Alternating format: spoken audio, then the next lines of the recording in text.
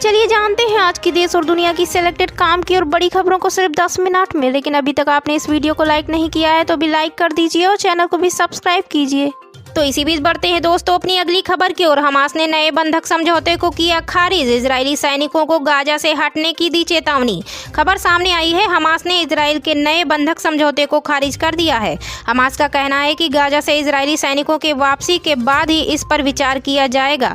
The times of Israel की एक report में पता चला है कि हमास ने इजराइल के साथ बंधक समझौते के लिए प्रस्तावित ढांचे को खारिज कर दिया है और कहा है कि अगर गाजा से सभी इजरायली सैनिकों की वापसी शामिल नहीं है तो वह किसी भी समझौते को स्वीकार नहीं करेगा। चलिए बढ़ते हैं दोस्तों अपनी अगली खबर की ओर। 2024-25 में सबसे तेज गति से विकास करेगी भारतीय अर्थव्यवस्था, आईएमएफ ने बढ़ाया जीडीपी का अनुमान। खबर सामने आई है, अंतरिम बजट पेश होने से पहले इंटरनेशनल मॉनेटरी फंड ने अनुमान जताया है कि 2024 में भारत 6.5% की दर से विकास करेगा। 2025 में भी आईएमएफ ने अनुमान जताया है कि भारत का जीडीपी 6.5% रह सकता है। हालांकि 2023 के 6.7% के अनुमान के मुकाबले ये कम है, जबकि भारत सरकार का खुद का अनुमान है कि 2023-24 में 7.3% जीडीपी रह सकता है। तो इसी बीच बढ़ते हैं दोस्तों अपनी अगली खबर की ओर। भारत से लिया था पंगा, अब अपने ही देश में मालदीव के राष्ट्रपति मोइज्जू की फजीहत, विपक्ष बोला पीएम मोदी से मांगो माफी। खबर सामने आई है, चीन से लौटने के बाद भारत के खिलाफ जहर उगलना मालदीव के राष्ट्रपति मोहम्मद मोइज्जू को भारी पड़ता जा रहा है। भारत से पंगा लेने के कारण मोइज्जू की अपनी ही देश में फजीहत हो रही है। मालदीव मीडिया रिपोर्ट के अनुसार मालदीव जमहूरी पार्टी के नेता कासिम इब्राहिम ने राष्ट्रपति मोहम्मद मोइज्जू से प्रधानमंत्री नरेंद्र मोदी और भारत के लोगों से औपचारिक रूप से माफी मांगने के लिए कहा है।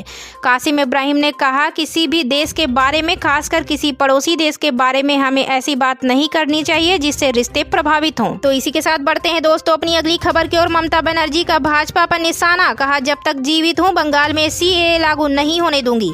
खबर सामने आई है, पश्चिम बंगाल की मुख्यमंत्री ममता बनर्जी ने लोकसभा चुनाव से पहले सीएए का मुद्दा उठाने के लिए मंगलवार को भाजपा पर निशाना साधा और कहा कि वह अपने जीवन काल में राज्य में इसे लागू नहीं होने देंगी।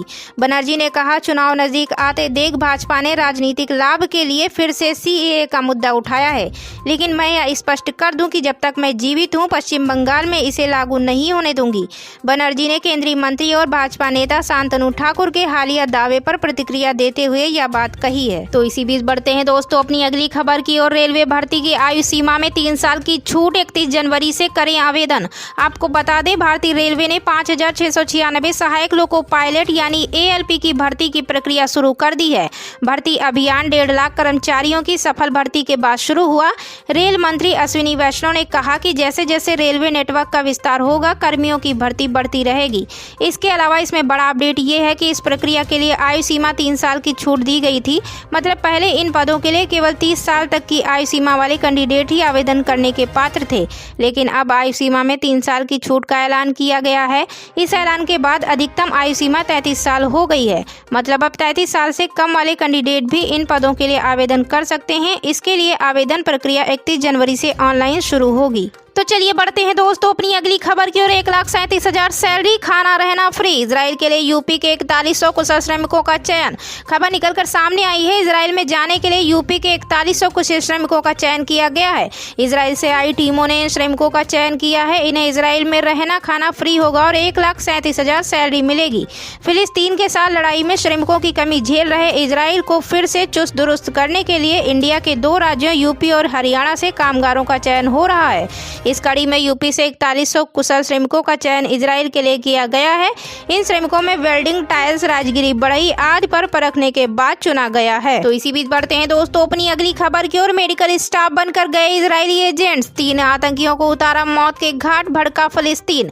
आपको बता दें, इजरायली एजेंटों ने वेस्ट बैंक के एक हॉस्पिटल में छापा मारकर 3 फिलिस्तीनी आतंकियों को मौत के घाट उतार दिया। इजरायली एजेंटों ने यह ऑपरेशन मेडिकल स्टाफ का भेष बदलकर मंगलवार को अंजाम दिया।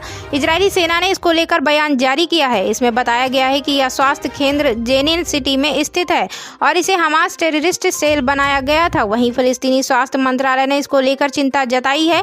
साथ ही उसने स्वास्थ्य केंद्रों को अंतर्राष्ट्रीय कानून के तहत सुरक्षा दिए जाने की मांग भी उठाई है। तो चलिए बढ़ते हैं दोस्तों अपनी अगली खबर की ओर। मोदी सरकार 9,000 रुपए की रकम किसानों के बैंक खाते में करेगी ट्रांसफर, पीएम किसान पर है मेन फोकस।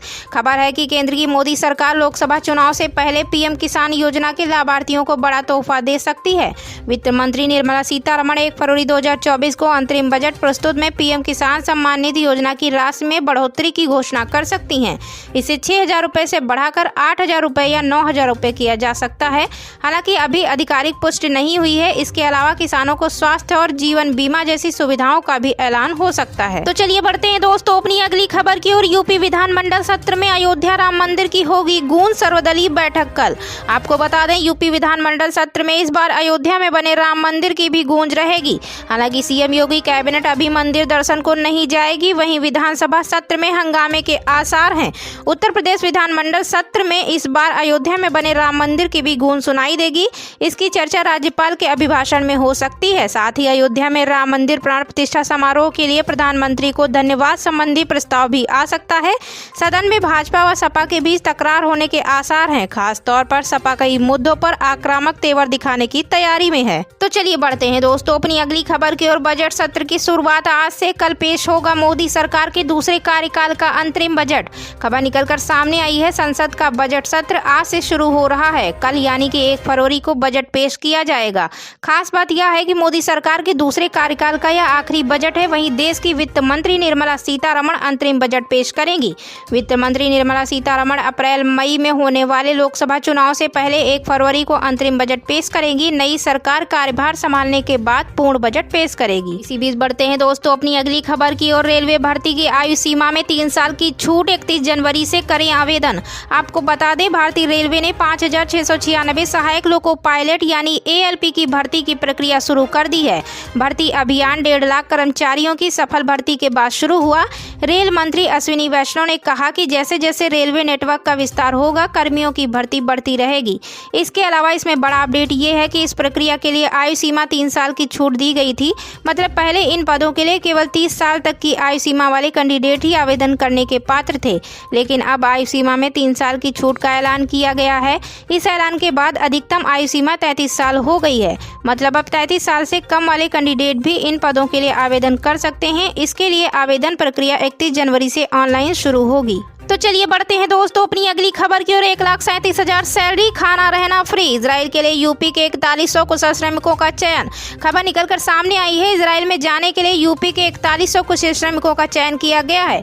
इजराइल से आई टीमों ने इन श्रमिकों का चयन किया है। इन्हें इजराइल में रहना खाना फ्री होगा और 1,37,000 सैलरी मिलेगी। फिलिस्तीन के साथ लड़ाई में श्रमिकों की कमी झेल रहे इजराइल को फिर से चुस्त दुरुस्त करने के लिए इंडिया के 2 राज्यों यूपी और हरियाणा से कामगारों का चयन हो रहा है। इस कड़ी में यूपी से 4100 कुशल श्रमिकों का चयन इजराइल के लिए किया गया है। इन श्रमिकों में वेल्डिंग, टाइल्स, राजगिरी, बढ़ई आदि पर परखने के बाद चुना गया है। तो इसी बीच बढ़ते हैं दोस्तों अपनी अगली खबर की ओर। मेडिकल स्टाफ बनकर गए इजरायली एजेंट्स, 3 आतंकियों को उतारा मौत के घाट, भड़का फिलिस्तीन। आपको बता दें इजरायली एजेंटों ने वेस्ट बैंक के एक हॉस्पिटल में छापा मारकर 3 फिलिस्तीनी आतंकियों को मौत के घाट उतार दिया। इजरायली एजेंटों ने यह ऑपरेशन मेडिकल स्टाफ का भेष बदलकर मंगलवार को अंजाम दिया। इजरायली सेना ने इसको लेकर बयान जारी किया है। इसमें बताया गया है कि यह स्वास्थ्य केंद्र जेनिन सिटी में स्थित है और इसे हमास टेररिस्ट सेल बनाया गया था। वहीं फिलिस्तीनी स्वास्थ्य मंत्रालय ने इसको लेकर चिंता जताई है। साथ ही उसने स्वास्थ्य केंद्रों को अंतर्राष्ट्रीय कानून के तहत सुरक्षा दिए जाने की मांग भी उठाई है। तो चलिए बढ़ते हैं दोस्तों अपनी अगली खबर की ओर। मोदी सरकार 9,000 रुपए की रकम किसानों के बैंक खाते में करेगी ट्रांसफर। पीएम किसान पर है मेन फोकस। खबर है कि केंद्र की मोदी सरकार लोकसभा चुनाव से पहले पीएम किसान योजना के लाभार्थियों को बड़ा तोहफा दे सकती है। वित्त मंत्री निर्मला सीतारमण 1 फरवरी 2024 को अंतरिम बजट प्रस्तुत में पीएम किसान सम्मान निधि योजना की राशि में बढ़ोतरी की घोषणा कर सकती हैं। इसे 6,000 रुपये से बढ़ाकर 8,000 रुपये या 9,000 रुपये किया जा सकता है। हालांकि अभी आधिकारिक पुष्टि नहीं हुई है। इसके अलावा किसानों को स्वास्थ्य और जीवन बीमा जैसी सुविधाओं का भी ऐलान हो सकता है। तो चलिए बढ़ते हैं दोस्तों अपनी अगली खबर की ओर। यूपी विधानमंडल सत्र में अयोध्या राम मंदिर की होगी गूंज सर्वदलीय बैठक कल। आपको बता दें यूपी विधानमंडल सत्र में इस बार अयोध्या में बने राम मंदिर की भी गूंज रहेगी। हालांकि सीएम योगी कैबिनेट अभी मंदिर दर्शन को नहीं जाएगी। वहीं विधानसभा सत्र में हंगामे के आसार हैं। उत्तर प्रदेश विधानमंडल सत्र में इस बार अयोध्या में बने राम मंदिर की भी गूंज सुनाई देगी। इसकी चर्चा राज्यपाल के अभिभाषण में हो सकती है। साथ ही अयोध्या में राम मंदिर प्राण प्रतिष्ठा समारोह के लिए प्रधानमंत्री को धन्यवाद संबंधी प्रस्ताव भी आ सकता है। सदन में भाजपा व सपा के बीच तकरार होने के आसार हैं। खास तौर पर सपा कई मुद्दों पर आक्रामक चमक तेवर दिखाने की तैयारी में है। तो चलिए बढ़ते हैं दोस्तों अपनी अगली खबर की ओर। बजट सत्र की शुरुआत आज से। कल पेश होगा मोदी सरकार के दूसरे कार्यकाल का अंतरिम बजट। खबर निकलकर सामने आई है। संसद का बजट सत्र आज से शुरू हो रहा है। कल यानी कि 1 फरवरी को बजट पेश किया जाएगा। खास बात यह है कि मोदी सरकार के दूसरे कार्यकाल का यह आखिरी बजट है। वहीं देश की वित्त मंत्री निर्मला सीतारमण अंतरिम बजट पेश करेंगी। वित्त मंत्री निर्मला सीतारमण अप्रैल मई में होने वाले लोकसभा चुनाव से पहले 1 फरवरी को अंतरिम बजट पेश करेंगी। नई सरकार कार्यभार संभालने के बाद पूर्ण बजट पेश करेगी।